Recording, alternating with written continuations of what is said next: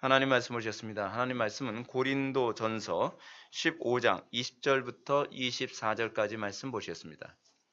하나님 말씀은 고린도전서 15장 20절부터 24절까지 말씀, 신약성경 282페이지입니다. 신약성경 282페이지 고린도전서 15장 20절부터 24절까지 말씀 찾으셨으면 제가 봉독하겠습니다. 그러나 이제 그리스도께서 죽은 자 가운데서 다시 살아나사 잠자는 자들의 첫 열매가 되셨도다. 사망이 한 사람으로 말미암았으니 죽은 자의 부활도 한 사람으로 말미암는도다. 아담 안에서 모든 사람이 죽은 것 같이 그리스도 안에서 모든 사람이 삶을 얻으리라. 그러나 각각 자기 차례대로 되리니 먼저는 첫 열매인 그리스도요, 다음에는 그가 강림하실 때에 그리스도께서 속한 자요, 그 후에는 마지막이니 그가 모든 통치와 모든 권세와 능력을 멸하시고 나라를 아버지 하나님께 바칠 때라. 아멘. 이 시간은 2018년 부활주일 설교가 되겠습니다. 부활의 첫 열매 되신 주님이라는 제목으로 하나님 말씀 증거하도록 하겠습니다. 부활의 첫 열매 되신 주님. 강단 설교에서 십자가를 계속적으로 언급합니다. 십자가를 언급하는 궁극적인 목적이 있습니다. 그것은 죽는 데 있지 아니하고 부활하는 데 있습니다. 죽어야만 부활이 생기기 때문에 이거는 피할 수 없는 과정이기 때문에 어쩔 수 없이 강단의 설교는 여러분들의 죽음을 끊임없이 요청합니다. 여러분들이 설교를 통해서, 여러분들이 하나님의 말씀을 통해서 옛적 삶이 죽는 경험을 하는 것은 굉장히 고통스러운 과정입니다. 제가 목회사역을 하면서 제가 이렇게 설교를 하다 보면 어떤 사람은 죽기 일보 직전 됐을 때는요, 거의 미쳐버리기 일보 직전처럼 괴로워하다가 그러다 회심하는 경우가 많습니다. 죽는다는 게 쉬운 일이 아닙니다. 기분 좋게 여러분 설교 듣고 회심하는 방법이 있다면 우리의 신앙의 선배들이나 그 예수님이 그렇게 핍박이나 고통을 당하지는 않았을 것입니다. 강단의 가르침은 사람의 폐부를 찌르거나 힘들게 하는 정도가 아닙니다. 강단의 설교는 회중들의 죽음을 요청합니다. 그래서 아주 힘듭니다. 근데 그 죽음을 요청하는 이유가 무엇이냐 하면 새로운 생명 가운데 참여하는 것을 알기 때문에 그렇습니다. 새로운 생명에 참여하는 것에 대한 영광을 알기 때문에 그들이 그 부활에 참여하도록 요청하는 것이기도 합니다. 우리 교회 지체 중에 한 명이 이번에 출산했습니다. 여러분, 출산이라는 게 어떻습니까? 출산 전에 사람들은 사실 죽음의 공포까지도 생각하지 않습니까? 옛날에 우리나라 여자들은, 요즘에는 의술이 발달해서 그나마 출산을 하다가 죽는 일은 거의 없지만 옛날에는 여자들이 출산할 때는 죽으러 들어간다라고 생각을 했다 그러잖아요. 그죠? 그 정도로 출산이라고 하는 것은, 새로운 생명이 시작된다는 것은 한 생명의 죽음을 의미하는 것이기도 했습니다. 근데 그것이 복음입니다. 그것이 성경에서 얘기하는 십자가의 본질입니다. 그러니까 십자가의 본질을 모르니까 사람들은 십자가의 표면적으로 드러나는 죽음의 어떤 공포만을 극대화시키고 십자가 이면의 부활의 위대함을 너무 극소화시키는 경향이 있습니다. 그러나 복음이 가장 강조해야 될 부분은 예수를 믿음으로 우리가 부활하는 것입니다. 예수를 믿음으로 하나님의 생명에 참여하는 것, 여기에 우리의 소망이 있고 그래서 우리가 죽는 것도 유익함이라 라고 하는 사도 바울의 가르침이 납득이 되어져 가는 것입니다. 기독교를 부활의 종교라고 얘기합니다. 그래서 상당수 설교자들, 지금 부활절날 맞이해서 상당수의 많은 교회에서 예수 그리스도를 믿는 그 믿음으로 말미암아 부활을 얘기하면서 우리 기독교는 부활의 종교다라고 이렇게 외치는 교회들이 굉장히 많을 것입니다. 그리고 여러분, 이 부활주일은 우리가 이 부활이라고 하는 개념은 상당수의 목사님들이 이방 종교와 구별되는 핵심적인 것이라고 생각을 하는 경향이 있습니다. 근데 저는 이것에 관해서는 동의하지 않습니다. 왜냐하면 부활은 기독교만 있는 종교가 아닙니다. 부활 사상 또는 부활이라고 하는 이런 개념은 다른 여러 종교에도 다 있습니다. 여러분, 이집트 사람들도 뭘 믿었죠? 부활을 믿었죠. 그렇죠? 그래서 이집트 사람들은 파라오가 죽으면 어떻게 합니까? 내장 다 꺼내가지고 다 이거 무슨 향유에다 절이지 않습니까? 절인다고 얘기하니까 좀 무슨 뭐 같은데 그걸 이렇게 뭐 부패되지 않도록 그렇게 만들잖아요. 그렇죠? 미라를 만들죠. 미라를 만드는 게 사실 어떤 사상에서 나온 겁니까? 부활 사상에서 나온 겁니다. 다시 부활하게 되면 그 몸을 입을 것이라고 생각을 하는 뭐 이런 개념은 이집트만 있는 것이 아니라 뭐 잉카 문명 같은 데도 있었고 그리고 진시 황제도 그런 부활에 관한 개념을 가지고 있었습니다.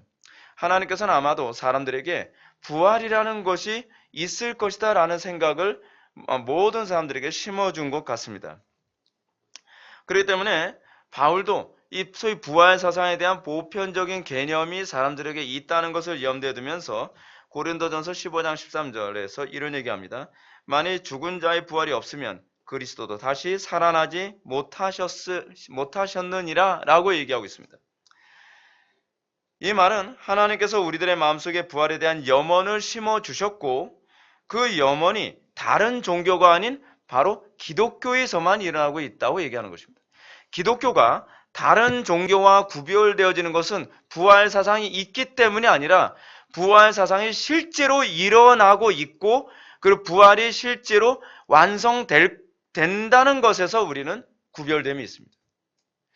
여러분 왜 안 믿는 사람들에게 예수 믿는 사람들 예수 믿으면 부활한다는 것에 대해서 별로 매력을 못 느끼는지 아십니까? 그건 다른 종교에도 부활의 사상이 다 있기 때문에 그렇습니다.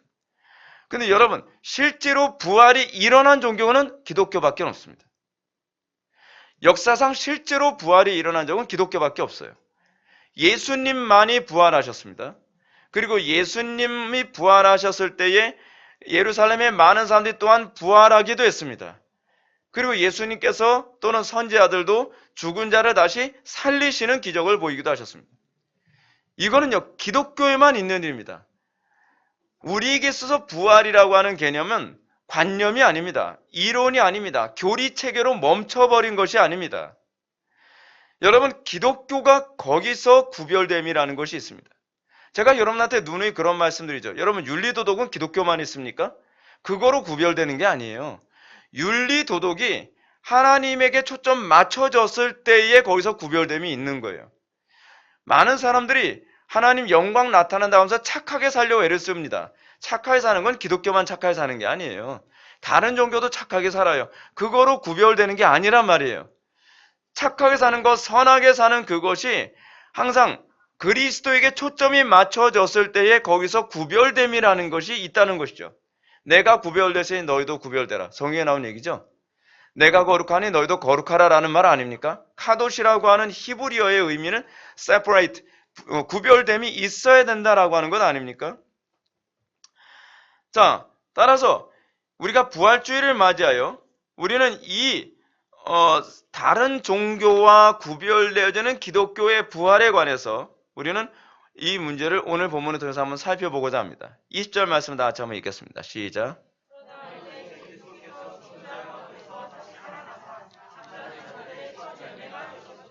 아멘. 기독교 신앙에서 죽은 자의 부활의 타당성은 실제로 역사 속에서 부활하신 분이 있다는 점으로 시작합니다. 다른 종교는 부활에 대한 이론만 장황하게 내세우지 실제로 부활한 케이스가 없어요. 근데 우리는 역사 속에서 실제로 예수님이 부활하셨다는 것에서부터 시작합니다. 내가 너희들에게 이론 얘기하는 거 아니다. 여러분 기독교는요. 기독교가 가장 타락할 때는 기독교가 이론화 돼버리고 더 이상 것이 실제적인 소위 사는 것과 가르침의 통일성을 포기했을 때 기독교가 타락하는 것입니다. 오늘날 기독교의 상당수의 문제는 뭐냐면 이론은 풍성한데 그 이론대로 실제로 현실화되지 않는다는 것 때문에 기독교인들 자꾸 말쟁이처럼 취급하고 있다는 것이 문제입니다. 우리나라 한국 초대교회 때는요. 성경의 가르침을 강단에서 가르치는 것으로만 끝나지 않았습니다. 불가능함이 가능케 되어지는 일이 교회 안에서 비일비재하게 일어났습니다. 그래서 사람은 할 수 없는데 하나님만 할 수 있는 것을 보면서 기독교를 위대하게 취급하기 시작을 했습니다. 도무지 저 인간은 사람이 될 수 없다고 생각을 했는데 예수를 믿고 나면 사람이 변화되는 거 보면서 야, 기독교는 뭔가 있는 것 같다. 그냥 이론만 무성한, 말만 무성한 그런 종교가 아닌가 보다 라고 생각하면서 기독교는 다른 모든 이방 종교들과 구별됨이라는 것이 나타나게 됩니다. 어떤 이방 종교도요, 부활의 역사 속에 실제로 일어난 적은 없습니다. 끊임없이 미라를 만들지만 그 미라가, 이집트의 미라가 살아난 적이 있나요? 영화에서만 살아나죠. 영화에서만요. 그것도 꼭 공포 영화에서만 살아나죠. 살아나는 게 공포예요. 우리는 살아나는 게 영광인데 맨날 살아나면 공포예요, 공포. 그래서 미라의 저주. 그래서 제발 살아나지 않아야 되는데 살아나서 그 저주 때문에 다 떨어요, 다 떨어. 여러분, 기독교를 제외한 모든 이방 종교들은 그 부활에 대한 소망, 바람만 있을 뿐이지 실제로 죽은 사람의 부활은 없습니다. 바울은 기독교에서 가르치는 부활이 결코 황당한 미신이 아니라는 점을 논리적으로 설득하는 것으로 시작을 합니다. 그리스도께서 죽은 자 가운데서 다시 살아나셨다. 우리의 부활은 논리나 이론이 아니에요. 그리스도께서 살아나셨다라는 것을 시작해요. 역사에서 실제로 이 일이 발생했다. 그렇죠? 이거는 신화가 아니다. 이건 이론이 아니다. 이것은 실제적인 사실이다. 라고 얘기하는 거예요. 근데 문제는 이렇습니다. 예수님께서 역사적으로 실제로 살아나셨다는 건 좋다 이거예요. 근데 문제는 그게 우리하고 무슨 관계가 있어요? 예수님이 죽은 자 가운데서 살아나셨다는 것과 우리도 살아난다는 것은 또 별개 문제 아닙니까? 그렇지 않아요? 이건 뭐 마치 뭐가 같냐면 특정한 누구를 두고 하는 소리는 아닙니다. 누구를 떠올리지 마세요. 그냥 흔한 이름을 제가 사용하는 거예요. 예를 들어서 철수가 서울대학에 들어갔다고 해서 내가 서울대학에 들어갈 수 있다고 하는 걸 의미하진 않아요. 그렇죠? 예수님이 부활했다고 해서 내가 부활한다는 걸 의미하지 않습니다. 그렇죠? 그걸 보편화시킬 수는 없어요. 그건 개별적인 문제로 끝날 수도 있단 말이죠. 따라서 바울은 이 문제를 우리들과 어떻게 관련이 있는지를 다시 설득해야 되는 그 논리적 과정이 또 필요하겠죠. 그래서 바울은 이렇게 예수님 개인에게 일어난 개별성의 문제를 보편적인 문제로 확대해서 이해할 수 있는 근거로 예수 그리스도께서 잠자는 자의 첫 열매가 되셨도다 라고 얘기하고 있어요. 예수님의 부활이 뭐예요? 개별적인 문제가 아니라는 거예요. 모든 부활의 첫 열매로 예수님이 부활하셨다는 거예요. 이건 보편성의 문제, 사실은 보편성의 문제 아니라 대표성의 문제로 이해를 해야 되는 거죠. 그렇죠? 대표성의 문제. 여러분 이걸 어떻게 이해하면 훨씬 쉬우냐면 예를 든다면 이렇습니다. 여러분 어떤 나무가 죽었다고 생각했던 나무가 있어요. 근데 죽었다고 생각하는 그 나무에 한쪽 가지에서요. 갑자기 봄이 되니까 새싹같이 새 이파리가 돋아나기 시작을 해요. 그럼 여러분 그걸 보면서 우리는 뭘 느낄 수 있죠? 다른 데도 새 이파리가 돋아나겠네? 라고 우리가 얼마든지 추론할 수 있죠. 그렇죠? 그거예요. 대표성이. 예수님은 마치 그런 대표성이죠. 모든 인간들은 다 죽었다고 생각했는데 모든 인간은 다 부활할 수 없다고 생각하는데 예수님도 완전한 인간이셨잖아요. 완전한 사람이었잖아요. 근데 그 완전한 사람이신 예수님이 부활하심으로 말미암아 그렇다면 우리도 동일한 사람이라면 우리도 부활할 수 있겠네라고 하는 논리로 사도 바울이 얘기하는 거예요. 여러분 이 논리가 성경에서 자주 사용되는 논리입니다. 예를 들어서 여러분 우리가 엘리야처럼 기도할 수 있나요? 우리가 엘리야처럼 신앙생활 할 수 있나요? 성경 할 수 있다 그러죠. 어떻게 해요? 여기 또 대표성의 원리를 얘기합니다.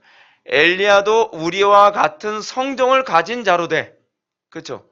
똑같은 조건을 가진 사람인데 엘리야가 어떻게 했어요? 하늘에 비가 오지 못하게 기도하니까 비가 오지 못하였고 비가 오게 해달라고 기도했더니 비가 오더라 라고 얘기하는 거예요. 대표성이죠. 성정이 같아요. 그러니까 같은 본질을 가지고 있는데 이것이 가능했다면 너희들도 가능하다라고 하는 이런 논리를 사도 바울이 얘기하고 있는 겁니다. 이러한 부활의 논증은 연대성과 대표성이라는 관점으로 다시 설명됩니다. 여러분 21절부터 22절 말씀 다 같이 한번 읽겠습니다. 시작.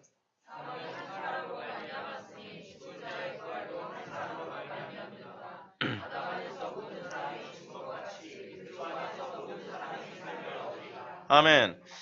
바울은 예수님의 부활이 우리의 부활에 대해서는 논리적 근거로 옛사람과 새사람의 연대성과 대표성으로 설명합니다. 즉 옛 아담 한 사람이 범죄함으로 말미암아 어떻게 됐어요? 모두가 다 죽었죠. 예. 마찬가지로 다시 동일한 논리로 그런 얘기죠. 동일한 논리로 새 마지막 아담으로부터 다시 태어난 사람은 어떻게 해요? 다시 부활에 참여하게 될 것이다. 이렇게 얘기하는 거죠. 마지막 아담 한 사람의 부활은 그로부터 거듭난 모든 사람들의 부활의 대표성을 의미하고 있다고 얘기하는 거예요. 그렇다면 여러분 아무나 다 부활하는 게 아니죠. 첫 아담으로부터 태어난 사람은 첫 아담이 죽었던 것처럼 모두가 다 죽었죠. 그렇죠? 마찬가지로 우리가 예수님의 부활에 참여하려면 우리는 마지막 아담이신 예수님으로부터 태어나는 일이 먼저 전제돼야 돼요. 예수님으로부터 마지막 아담이신 예수님으로부터 태어난 사람만이 그가 부활에 참여하겠죠. 이걸 우린 다른 말로 뭐라 하죠? 예수님으로부터 다시 태어난다는 걸요? 거듭남, 중생 그렇게 얘기하지 않습니까? 이건 마치 뭐하고 같죠? 부모가 천민이면 그 부모로부터 태어난 모든 자녀들은 자기의 의지와 관계없이 다 천민이 되죠. 부모가 귀족이면 그 아이가 지능지수가 높으냐 낮으냐와 아무 관계없이 그리고 자기의 의지와 관계없이 그 아이는 귀족이 되는 것이죠. 그렇죠? 그거 똑같은 원리입니다. 그래서 여러분 그 성경에서 얘기하는 중생에서 어떤 칭의라고 하는 신분이 나오는데 그 신분이라고 하는 개념은 바로 이런 부분을 우리들에게 잘 설명해 주는 부분입니다. 그런데 여기서 바울은 22절의 말씀을 통해서 한 가지 특이한 표현을 사용합니다. 21절에서 사망이 한 사람으로 말미암았으니 라고 하는 말씀을 22절에서는 모든 사람이 죽은 것이라고 얘기해요. 사망이 한 사람으로 말미암아서 모든 사람들이 죽었어요. 근데 또 21절에서 이 동일한 이 대조로 이루는 다른 짝을 또 보여줍니다. 21절 다시 한번 봅시다. 죽은 자의 부활도 한 사람으로 말미암았도다 라고 얘기하고 나서 22절에서 뭐래? 22절의 짝이 또 뭡니까? 사는 것을 또 언급합니다. 삶을 얻으리라 라고 얘기하죠. 삶을 얻으리라. 번역이 굉장히 잘된 번역이에요. 그냥 생명을 얻으리라 라고 하지 않고 삶을 얻었죠. 삶이라고 하는 것이 무슨 의미죠? 삶이라고 하는 건 life잖아요. life. 그래서 여러분 NIV 성경에서 보게 되면 will be made alive라고 얘기했어요. will be made alive라고 되면 삶 자체죠. 생활 자체죠. alive, 활기 뭐 이런 자체를 얘기하는 거예요. 단순히 예수 믿고 천당 가게 됐다라고 사도 바울이 얘기하고 있는 게 아니에요. 여기서 부활을 얘기했을 때 삶이 달라진다는 걸 얘기하는 거예요. 삶에 생명이 들어간다는 얘기를 하고 있는 것이죠. 지금 이것은 중요한 개념을 얘기합니다. 여러분, 아담의 범죄로 말미암아 사람들의 삶이 어떻게 돼서 다 죽었죠. 여기서 다 죽었다는 것은 죽어서 생명이 끝나서 무덤 속에 들어갔다는 개념이 아니라 그의 삶 자체가 사망을 흩뿌리듯이 살게 되었다는 것을 얘기하는 겁니다. 아담의 범죄는 한 번 범죄로 끝나고서 그냥 범죄 이전의 삶으로 돌아가는 것이 아니라 한 번의 범죄로 말미암아 그 범죄의 삶이 만들어지죠. 범죄자의 삶이 만들어지는 거예요. 근데 예수 그리스도로 말미암아 구원받은 성도에게는 범죄자의 삶이 끊어지고 이제는 하나님의 영광을 위한 삶, 생명이 넘치는 삶을 흩뿌리는 삶을 살게 된다는 겁니다. 이것이 부활이 얘기하는 아주 중요한 생명력이에요.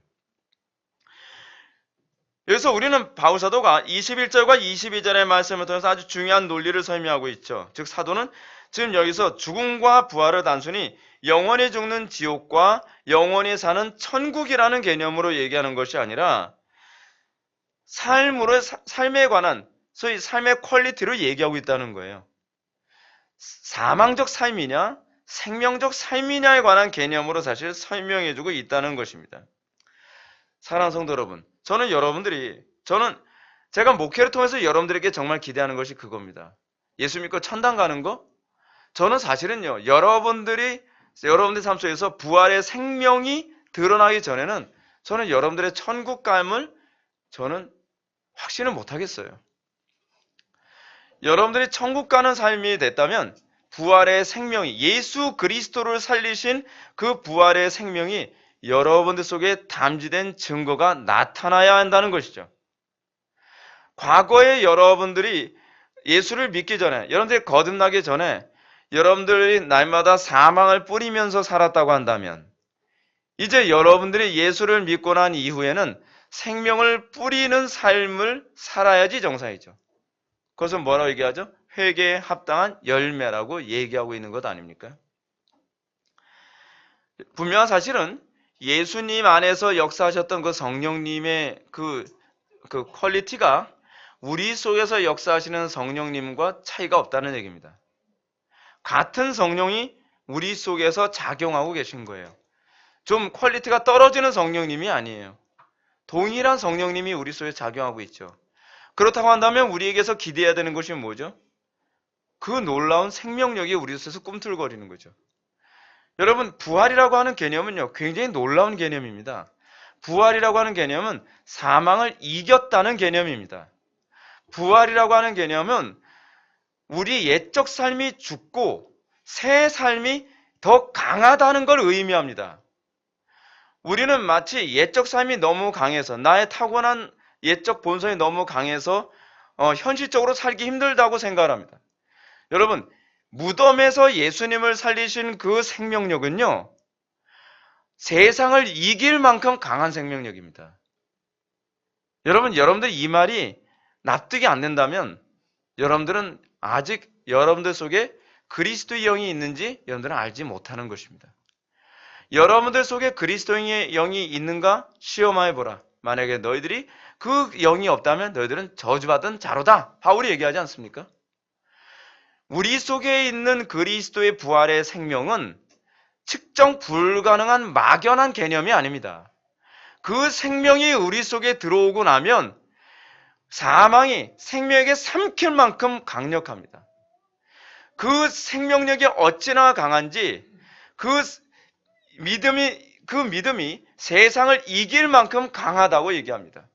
여러분, 그렇게 강력해야만 여러분들이 무덤에 들어갔을 때 다시 여러분들 살리지 않겠습니까? 여러분들 무덤에 딱 들어갔는데 여러분들 생명력이 약해가지고 무덤을 덮어놓은 이 흙의 무게가 너무 무거워서 전 힘이 달려가지고 부활 못하겠어요. 여러분, 그러니까 끔찍한 거 아닙니까? 뭔가 산긴 산 것 같은데 이 무덤에서 나와지지가 않는 거예요. 이거 지옥이죠, 지옥. 여러분들 속에는 생명은 그런 무기력한 생명이 아닙니다. 여러분들 속에 주어진 부활의 생명이라고 하는 것은 사망을 이기고도 남음이 있는 생명이라고 바울이 우리에게 논증하기를 원하는 것입니다. 그리스도와 합한 새로운 삶을 사는 것, 이것이 바로 부활에 참여한 우리에게 주어지는 새 생명의 은혜라는 사실입니다. 사도 바울은 우리가 종말의 주님의 재림 때에 부활할 것이라고 하는 것을 이것으로 확신할 수 있다고 얘기합니다. 여러분들이 부활한다는 걸 뭐로 확신합니까? 저는 믿기 때문에 확신합니다.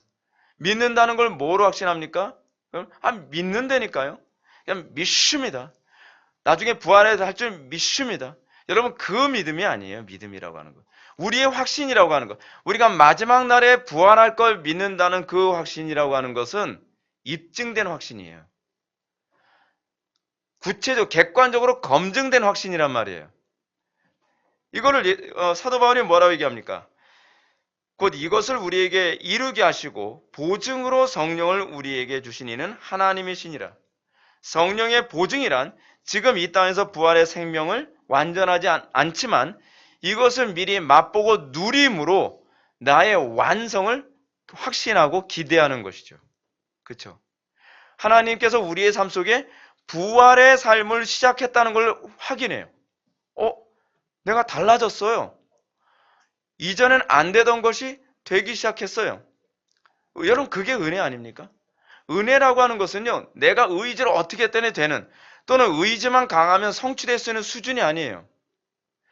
그 은혜라고 하는 것은요, 사람은 할 수 없는 거예요. 사람이 할 수 없는 일이 됐을 때에 비로소 우리가 뭘 확신하죠? 성령께서 역사하셨구나. 내 안에 성령님이 계시는구나. 예전엔 아무리 하려고 해도 안 되던 그것이 되어지는구나. 우리가 창세기 강의에서 아브라함의 그 칭의에 대해서 살펴봤잖아요. 아브라함이 하나님을 믿어주려고 무진장 애를 썼죠. 무진장 애를 썼는데 시간이 가면서 10년 지나고 뭐 세월 지나니까 점점 어떻게 해요? 믿음이 약해지죠. 근데 나중에는 하나님을 믿어줘요? 못 믿어줘요? 못 믿어주죠. 아브라함의 믿음이 그 정도예요. 못 믿어줘서 그 엘리에셀이나 내 그 재산 다 관리하고 내 그 후손이 될 것 같습니다. 라고 할 정도로 심약한 마음을 가지고 있었던 그가 하나님께 다시 언약을 주시니까 어떻게 해요? 믿죠. 그 믿음은 아브라함의 의지에 의해서 나타난 믿음이 아니에요. 여러분, 성경이 얘기하는 믿음이라고 하는 것은요, 그렇게 낮은 수준이 아닙니다. 세상을 이기기도 하고요. 그리고 칼의 위협을 이기기도 하고요. 뭐 그거 히브리서 11장에서 얘기하는 것처럼 성경이 얘기하는 믿음, 우리 속에 성령님이 들어와서 나타나는 믿음이란 사람이 할 수 없고 하나님만 할 수 있는 수준이죠. 그래서 하나님께서 나의 삶 속에 그 놀라운 부활의 능력으로 역사하실 때 그것을 하나님께서 선한 일을 시작한 것을 내가 확인해야 될 때 뭘 확신하게 돼요? 아, 마지막 때에 나를 살리실 것, 부활을 완성시키실 것을 확신할 수 있는 것이죠. 그것이 보증이죠. 그것이 보증이에요. 주님께서는 우리에게 옛적 굳은 마음을 제하시고 부드러운 마음을 심기시죠. 예를 든다면 여러분 삭개오를 제가 자주 예를 들지 않습니까? 삭개오 어떻죠? 삭개오 돈 욕심 많은 인간이잖아요. 그가 자기 힘으로 돈 욕심을 끊을 수 있어요, 없어요? 불가능해요. 근데 그 불가능한 일, 어느 정도로 불가능한 일이라고 하는가? 삭개오 사건이 나오기 이전에 무슨 얘기가 먼저 나오죠? 부자 청년 얘기가 먼저 나오잖아요. 부자 청년 얘기 나오면서 그 부자 청년은 굉장히 도덕적이고 굉장히 경건한 부자 청년인데 내 재산을 다 팔아 이웃과 나누고 너는 나를 따르라 했더니 그건 못하겠다는 거예요. 인생을 삭개오처럼 산 사람도 아닌데도 난 그건 못하겠다는 거죠. 근데 삭개오는 인생을 돈독이 들어 산 사람인데 자기 모든 재산을 팔아 이웃과 나누고 그는 예수님의 뒤를 따르잖아요. 거기서 뭘 발견해요? 아, 부활이 시작된 거죠. 부활이 시작된 거예요. 부활의 생명이 그 속에 역사하고 있다는 걸 느끼죠. 그리고 이제 부활의 생명이 역사하기 시작했으면 이게 보증으로 주어진 거 아닙니까? 그러면 뭘 확신할 수 있어요? 아, 주님께서 이 놀라운 일을 이제 완성하실 것이다 라고 하는 걸 확신할 수 있게 되는 것이죠. 우리 속에는 확신이 그렇게 생겨지는 확신이에요. 날마다 하나님께서 나를 통해서 선한 일을 시작하신 그분이 이제 선한 일을 완성하실 것이다 라고 하는 그 확신, 거기서 우리에게 구원의 확신이 생겨지게 되는 것입니다. 제가 목회를 하면서 우리 교회 성도들에게 기대하는 것이 그겁니다. 저는 여러분들이 목회자에게 사기당하기를 원치 않습니다. 저는 여러분들이 정말 정확하게 여러분들의 신앙을 점검하고 그 가운데에 여러분들이 이 정말 주님의 은혜를 간구하고 붙들 수 있는 기회를 지속적으로 제공하기를 원해요. 그래서 저는 여러분들이 이 땅에 살면서 그냥 생명력 없이 세월만 때우듯이 교회만 왔다 갔다 하다가 나중에 하나님 앞에 딱 섰더니 지옥, 그렇게 억울하게 지옥 갔다는 소리는 안 듣게 하고 싶은 거죠. 저는 여러분들의 삶 속에 날마다 점검할 수 있는 기회를 제공하기를 원해요. 성경이 가르치는 부활신앙이라는 것도 정확하게 이해하고 여러분들이 그것을 바라보며 그것에 소망을 두게 되길 바랍니다. 하나님께서 지금 우리에게 보증으로 부활의 생명을 주셨습니다. 그것을 시작하셨어요. 우리에게 그 부활의 능력이 아직 안 임한 게 아니에요. 마지막 때에 돼야만 딱 오는 것이 아니라 이미 우리 속에 부활의 생명이 시작됐다는 것입니다.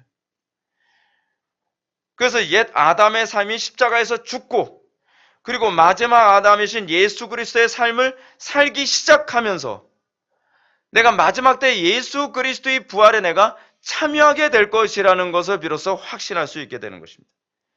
이것이 바로 보증으로 성령을 맛본 것이죠. 이것을 본절에서 바울이 그리스도 안에서 모든 사람이 삶을 얻으려고 한 말의 의미입니다. 이것은 단순히 착하고 선한 삶을 얘기하지 않습니다. 그리스도의 지상삶은 그런 삶이 아니죠. 그리스도의 지상삶은 바울이 로마서에서 우리 중에 누구든지 자기를 위하여 사는 자가 없고 자기를 위하여 죽는 자도 없도다라고 하는 삶을 얘기합니다. 이게 그리스도의 지상의 삶이에요. 우리가 예수 그리스도의 부활에 참여한 그 심령이라고 한다면 우리에게도 그것이 나타나야죠. 우리에게도 그 삶이 나타나기를 열망해야 돼요. 이것은 하나님을 위한 삶의 변화요, 이웃을 위한 삶의 변화입니다. 이것은 의무적으로 살아가는 삶이 아니라 자발적이며 적극적이고 능동적으로 하나님의 영광을 위하여 살아가는 삶입니다. 예수님께서 그러셨던 것처럼, 우리의 신앙의 선배들이 그랬던 것처럼 우리도 그 삶에 참여하면서 나에게는 예전에 어떤 삶의 열매가 나타나는 것을 보면서 그리고 이 열매가 점점 확산되어지고 완성되어져 가는 것을 확인하면서 어떻게 해요? 구원의 확신이 더욱더 견고해져 가는 것이죠. 그러나 이 부활을 경험하기 위해서 우리는 무엇보다 옛사람을 장사 지내는 일이 먼저 시작되어야만 합니다. 이것이 선행되어야 되죠. 이건 선택이 아니라 필수입니다. 논리적으로 그렇죠. 우리가 죽지 않았는데 어떻게 부활이 있습니까? 여러분, 죽지 않은 상태에서 깨어나면 우린 뭐라 그러죠? 기절했다가 깨어났다 그러죠. 기절했다가 깨어나는 걸 부활이라고 얘기하지 않습니다. 부활이라고 하는 것은 생명이 완전히 끊어진 것을 얘기합니다. 그래서 예수 믿는 것이 어렵다는 거죠. 예수 믿는 건 죽음에서 시작합니다. 여러분들이 신앙생활하면서 여러분들이 뭐에 익숙해져야 되는지 아십니까? 내 지혜로 사는 것이 아니라 하나님의 지혜로 사는데 익숙해져야만 합니다. 내 힘으로 사는 것이 아니라 하나님의 힘으로 사는데 익숙해져야만 합니다. 내 경험으로 사는 것이 아니라 하나님의 말씀으로 살아가는데 익숙해져야만 합니다. 우리가 이것을 이해하지 못하면 루터가 종교개혁 당시에 내주는 강한 성이요 방패와 병기 되시니, 그러면서 내 힘만 의지하면 패할 수밖에 없네라고 하는 말을 잘 이해를 못합니다. 우리는 내 힘으로 하는 수준으로를 신앙이라고 생각을 합니다. 아닙니다. 여러분들이 신앙생활하면서 하나님의 능력을 힘입어 살아가는 것이 무엇인지를 깨달아 알아야만 합니다. 그걸 십자가에서 죽어봐야 아는 거예요. 그럴 때라야만 어려움과 문제가 있을 때 주님의 뒤를 따르는 것이 무거운 짐이 아니라 가벼운 짐 또는 즐겁게 질 수 있는 짐으로 납득되어져 가는 것입니다. 기독교 신앙은요, 사실은 머리로는 이해가 안 돼요. 기독교 신앙은 실제로 십자가를 경험해 봐야 비로소 그 말이 그 말이구나 라고 하는 걸 납득하게 되어집니다. 오늘날 기독교의 부패는 여기서 시작되는 것이죠. 십자가의 죽음을 강조하지 않습니다. 사람들이 싫어하거든요. 아마 오늘도 수많은 교회에서 부활을 얘기하면서 십자가의 죽음은 별로 얘기하지 않을 겁니다. 사실은 십자가의 죽음이 끊임없이 성도들에게 피곤할 정도로 강요되어져야만 합니다. 그리고 십자가에서 내가 완전히 딱 죽었을 때 비로소 거기서 뭐예요? 자유함이라는 걸 알게 돼요. 여러분, 욕심에 완전히 딱 죽었을 때 거기서 자유함이라는 게 생기죠. 여러분, 삭개오가 돈에 대한 욕심에 막 집착했을 때는 자유함이 없죠. 거의 노예됨이 있을 뿐이죠. 근데 돈에 대한, 재물에 대한 욕심이 딱 사라졌을 때 더 이상 그는 그것에 고통스러워하지 않죠. 자유로워지죠. 그게 죽음이죠. 이 땅에서 여러분 신앙생활 하면서 하나님의 뜻대로 사는 것이 여러분 어떻습니까? 의무고 무거운 짐입니까? 왜 그렇죠? 여전히 세상의 것에 노예 생활하기 때문에 그렇습니다. 그것에 완전히 죽으면, 근데 그 죽는 방법이 무엇이냐? 죽는 방법은 간단하죠. 사랑하는 거예요. 이것보다 더 사랑하는 거예요. 재물보다 하나님을 더 사랑하는 거예요. 하나님과 재물을 겸하여 사랑할 수 없다니까요. 하나님을 사랑하면 죽어져요. 그렇죠? 여러분, 자린고비 같은 사람도요, 인색해지지 않는 방법이 있죠. 내가 사랑하는 대상이 생기면 그 사랑하는 대상에게는 돈을 써요. 여러분, 막 돈 하나 쓰기도 막 인색해서 막 손 벌벌 떠는 인간이 애인이 딱 생겼더니 그 애인한테 막 값비싼 선물 막 해요. 그게 어떻게 가능하죠? 억지로 안 되죠. 그런데 사랑하면 어떻게 해요? 아깝지가 않은 거예요. 우리에게 있어서 문제는 사랑이 문제라니까요. 우리는 문제가 뭐냐면 하나님을 사랑하지 않으면서 신앙생활을 하려고 하다 보니까 예수 믿는 게 버겁고 힘든 거예요. 예수 믿는 게 여러분 쉽다니까요. 예수 믿는 게 즐거운 거라니까요. 왜요? 사랑하면 쉬워요. 사랑하지 않는데 사랑하려고 하니까, 사랑하지 않는 대상에게 의무를 수행하려고 하니까 이게 힘든 거 아닙니까? 그렇지 않아요? 여러분, 사랑하지 않는 대상에게 의무를 다 하려고 해보십시오. 지옥이죠. 지옥이죠. 근데 사랑하면 어떻게 됩니까? 그건 지옥이 아니죠. 더 하지 못해서 안달이죠. 더 하지 못해서. 제가 자녀들을 양육하면서도 느끼는 게 그겁니다.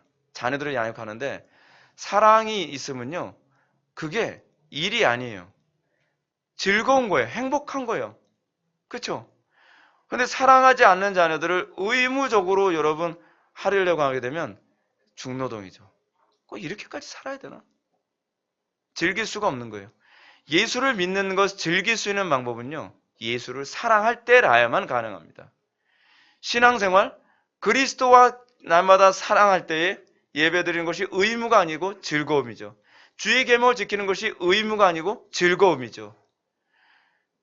여러분들에게서 예수 믿는 것이 여전히 무거운 짐이고 그것으로부터 자유롭지 못하다? 여러분, 사랑이 문제입니다. 사랑하지 않으면 예수를 못 믿습니다. 그래서 율법의 이중계명의 핵심이 뭐예요? 사랑이잖아요. 사랑. 여러분, 우리가 이 죽음의 당위성을 우리가 인식하는데 이 죽음의 당위성은 항상 사랑을 염두에 둬야만 합니다. 저는 우리 성도들이 사도 바울이 빌립보 교회를 향해서 했던 가르침, 즉 내가 그리스도와 그 부활의 권능과 그 고난에 참여함을 알고자 하여 그의 죽으심을 본받아 어떻게 해서든지 죽은 자 가운데서 부활에 이르려 하노니 내가 이미 얻었다함도 아니요 온전히 이뤘다함도 아니라 오직 내가 그리스도 예수께 잡힌 바 된 것을 잡으려고 달려가노라 라는 태도를 견지할 수 있었으면 좋겠습니다. 바울도 여기서 뭐라고 했냐면 나는 부활을 이미 시작했다라고 얘기합니다. 그런데 이 부활을 이 죽은 자 가운데서 부활에 이르려 하노니 이미 얻었다함도 아니요 온전히 이루었다함도 아니라고 얘기합니다. 온전히 이루진 않았어요. 그러나 나는 부활의 능력을 맛보았죠. 그 부활의 능력을 맛보한 사람에게 나타나는 특징이 무엇입니까? 잡힌 바 된 그것을 잡으려고 애쓰는 일이 나타나게 된다는 것입니다. 은혜를 한번 맛본 사람은 그 은혜의 온전함을 향해서 달려가게 되어 있다는 겁니다. 열정 없는 그리스도인, 이거는 불가능한 일입니다. 여러분, 열정이 없다는 말과 그리스도인이라는 말은요, 사실 성립이 안 되는 단어예요. 아십니까? 우리는 오늘날 그게 가능하다고 생각하죠. 왜냐하면 그런 가짜 기독교인들이 바글바글하다 보니까 그것이 가능하다고 생각해요. 근데 그건 불가능해요, 여러분. 열정이 없는 그리스도인이라고 하는 얘기는 무슨 표현이냐면 마치 안고 없는 팥빵을 얘기하는 것과 똑같습니다. 팥이 없는데 팥빵이란 말이 여러분 됩니까? 그 말 자체가 성립이 안 되죠. 팥이 없으면 팥빵이 아니에요. 그냥 빵이지. 오늘날 우리가 예수를 믿었는데 열정이 없다? 그거는요, 사실은 그 그리스도인이라는 단어 자체가 성립이 안 되는 단어예요. 우리는 단순히 예수만 믿으면 죽어도 부활한다는 그런 믿음이 아닙니다. 실제로 그리스도와 그 부활의 권능과 그 고난에 참여하고자 하여 그 죽음을 본받아 살아갈 때, 그때 비로소 이방 종교와 기독교가 구별되는 그 독특성이라는 게 거기서 비로소 나타나게 되는 것입니다. 그럼 우리가 부활에 참여하는 성도들에게 주어진 약속이 무엇인지 23절과 24절의 말씀을 통해서 한번 살펴보겠습니다. 23절과 24절 다 같이 읽겠습니다. 시작.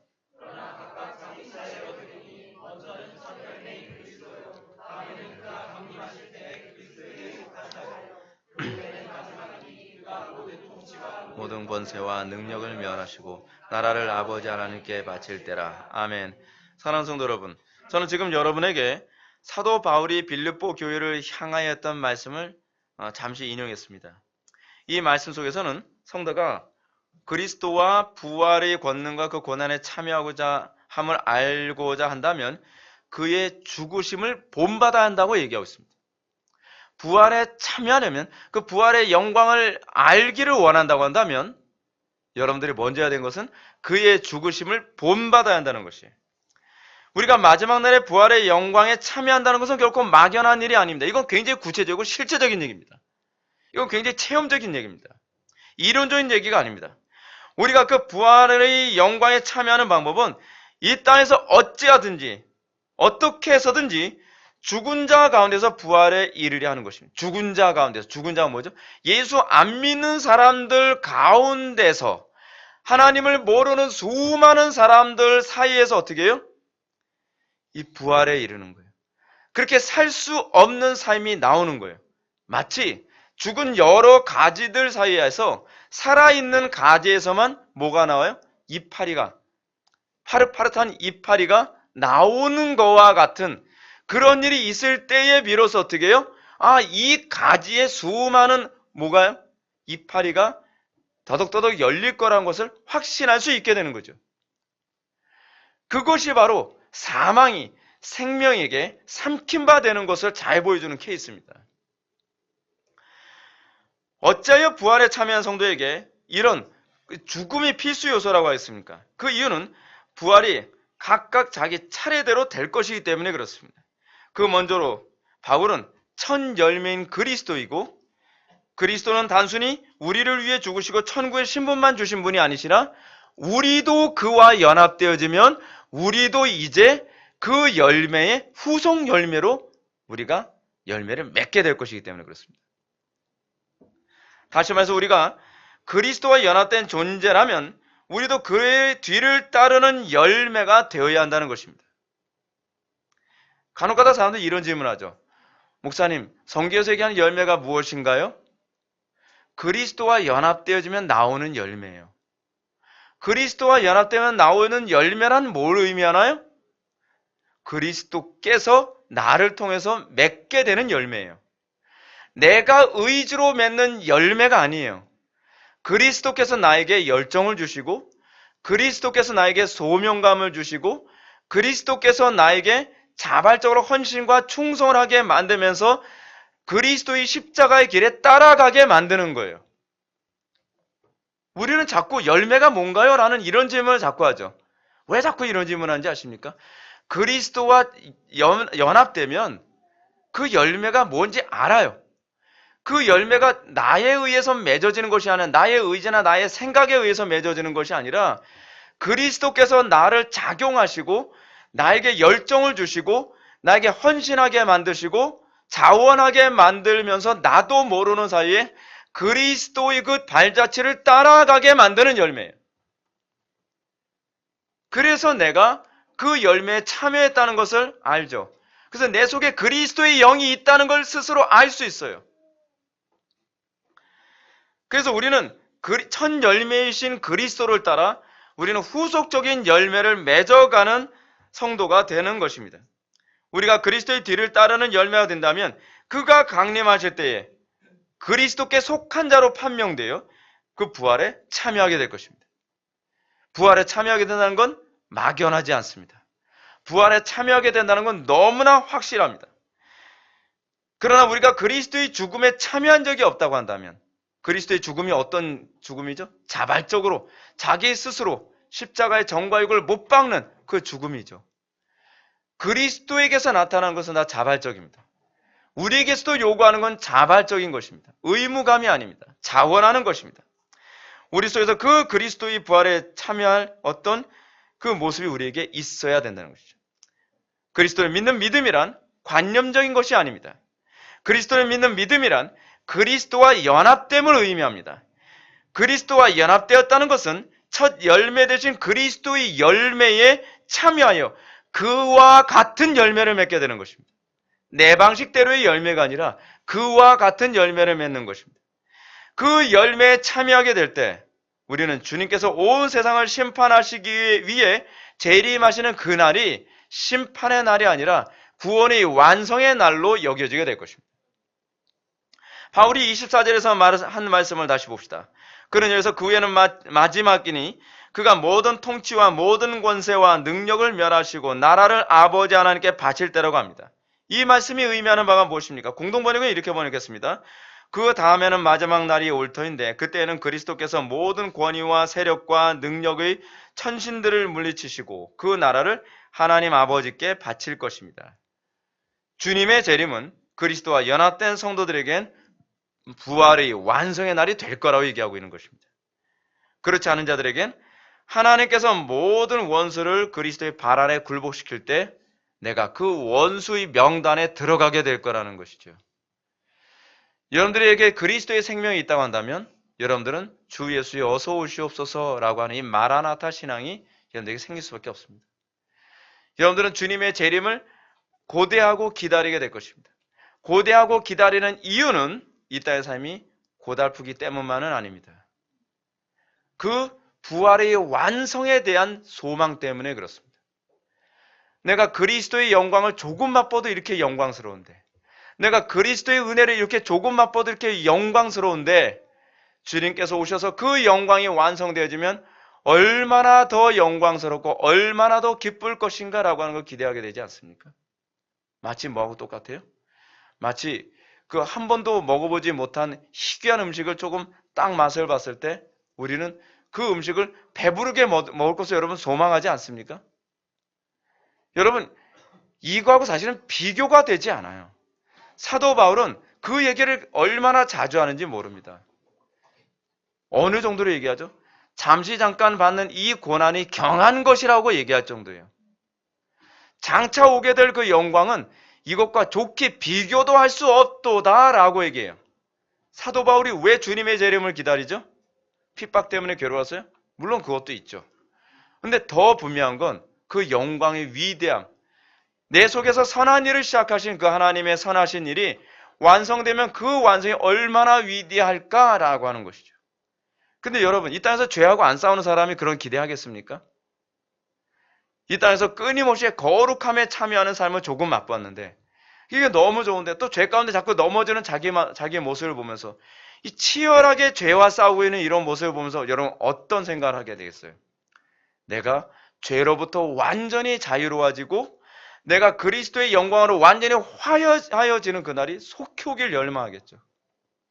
야, 저는 그날이 속히 왔으면 좋겠어. 이 땅에서 그리스도의 영광에 조금 참여하는 것도 이렇게 달콤한데 여러분 죄 질 때 기분 좋습니까? 죄 질 때 기분 더럽거든요. 그럴 때 여러분 어떻습니까? 내가 더 그리스도의 영광에 참여하기를 원합니다. 근데 그 그리스도의 영광이 완성될 거를 기대해 보십시오. 주님이 속히 오셨으면 좋겠죠. 이 땅에서 돈 많으면 뭐합니까? 이 땅에 의리의리한 집에 살면 뭐합니까? 이 땅에서 여러분 행복하게 사는 거 뭐합니까? 그리스도와 연합하는 것에 그 기쁨과 완벽함이 있는데요. 여러분들에게 이 부활절을 맞이해서 여러분들에게 이 마음이 항상 가득했으면 좋겠습니다. 여러분들이 날마다 더 그리스도를 닮고자 하는 열망, 그 그리스도 안에서 그리스도와 온전한 연합을 이루는 것에 대한 열망이 여러분들 심령 완전히 사로잡게 되기를 바랍니다. 이제 말씀을 정리하겠습니다. 사랑하는 성도 여러분, 우리는 오늘 부활주일을 맞이했습니다. 부활주일을 맞이해서 우리가 정말로 다시 한번 묵상해야 될 것이 무엇입니까? 지금 나에게 부활이 시작되느냐를 점검해 보아야만 합니다. 내 속에서 아직 선한 일이 시작되지 않았다고 한다. 내 속에서 그리스도의 형상으로 날마다 화해어지는 이 부활이 아직 시작되지 않았다고 한다면 여러분들은 부활의 완성을 기대할 수 없을 것입니다. 우리가 이미 그리스도의 부활에 참여한 성도라고 한다면 그리스도의 부활의 능력을 누리게 된 사람입니다. 그 부활의 능력을 누리고 이제 조금 맛보기 시작한 성도들은 날마다 사망이 생명에게 삼킴 받는 놀라운 신비 안에서 감탄하며 주의 이름을 찬송하게 될 것입니다. 그들은 날마다 그들은 과거에 어둠에 참여하고 어둠을 확산시키는 사람이었다고 한다면 이제는 빛에 의해서 어둠을 몰아내는 사람으로 그 기능이 바뀌어진 사람입니다. 우리가 진정으로 그리스도의 부활을 맛본 사람이라면 우리는 그리스도와 부활의 권능에 참여함을 열망함이 마땅합니다. 이것이 진짜 부활의 권능에 참여한 사람에게 나타나는 특징입니다. 그들에게만 나타나는 특징입니다. 마지막 때가 점점 가까이 오는 이 시대를 살아가면서 우리에게 어느 때보다 필요한 것은 부활의 능력이고 부활의 그 생명입니다. 이런 부활의 권능에 참여한 성도들에게 바울이 권면하는 말씀 묵상하면서 말씀을 마치겠습니다. 너희는 다 빛의 아들이요 낮의 아들이라. 우리가 밤이나 어둠에 속하지 아니하나니 그러므로 우리는 다른 이들과 같이 자지 말고 오직 깨어 정신을 차릴지라. 자는 자들은 밤에 자고 취하는 자들은 밤에 취하되 우리는 낮에 속하였으니 정신을 차리고 믿음과 사랑의 호심경을 붙이고 구원의 소망의 투구를 쓰자. 아멘. 여기서 강조된 것 뭘까요? 정신을 차리고 라고 하는 말을 두 번이나 계속 강조하고 있습니다. 우리에게 정신을 차리고 날마다 부활의 영광에 대한 소망을 여러분들이 품게 되기를 바랍니다. 기도하시겠습니다. 사랑이 많으신 하나님, 우리에게 선하신 일을 속히 시작하여 주옵소서. 그리고 선하신 일이 시작되었다고 한다면 이 선하신 일이 더욱더 완성되고 발전되어지는 것을 목독케 하여 주옵소서. 그 안에서 우리가 기뻐하고 소망을 품게 하여 주시고 우리가 이 선한 일에 참여함으로 말미암아 우리가 주님의 완성을 우리가 기대하고 고대하게 하여 주옵소서. 예수님의 거룩하신 이름으로 기도 올렵나이다. 아멘.